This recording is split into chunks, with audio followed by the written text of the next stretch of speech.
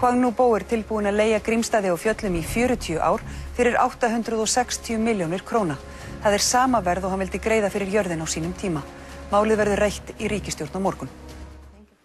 Gert ráð fyrir að kínverski fjárfestirinn Hwang Nu-bo greiði jafn mikið fyrir 40 ára leigutíma og hann var tilbúinn að greiða fyrir kaup á Grímsstöðum á Fjöllum. Drög að fjárfestingarsamningi verða lögð fyrir ríkisstjórn á morgun. Eftir að Hwang Nu-bo var meinað að kaupa Grímsstaði hafa atvinnuþróunarfélag Eyjafjarðar og Þingeyjarsýslu og sveitarfélög á Norður- og Austurlandi unnið að nýrri útfærslu á samstarfi við Hwang. Þau leggja nú til að sveitarfélögin og Hwang stofni sitt hvort félag. Sveitarfélögin kaupi rúm 70% Grímsstaðajarðarinnar á 860 milljónir króna, upphæðina sem Hwang var tilbúinn að greiða á sínum tíma.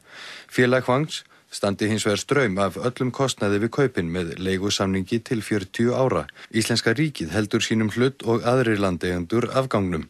Innanríkisráðherra hefur tjáð sig hugmyndir af þessu tagi. Ég vona að menn sé ekki að fara bakdyramegin með eignarhald eða ígildi eignarhalds inn á öræfi Íslands. Ég ætla nú bara að leyfa mér að hafa uppi varnaðarorð hvað það varðar. Ráðuneyti Ögmundar hefur ekki haft neitt með ferli þessa máls að gera og Ögmundur segir að enginn virðist hafa haft frumkvæði að því að upplýsa hann málið.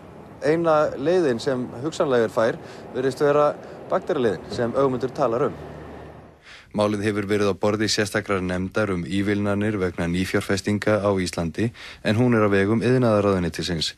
Nefndin hefur unnið að umsögn drög að ívilnandi fjárfestingasamningi af sama toga og fyrirtæki eins og Vörn Gagnaver, Bekkrómall á Akureyri og Stálendurvinnsla á Grundartanga hafa fengið.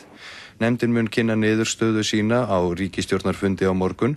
Heimildir Fréttastofu herma að hún sé jákvæð. Iðnaðarráðherra vildi hins vegar ekki tjá sig málið við Fréttastofu í dag.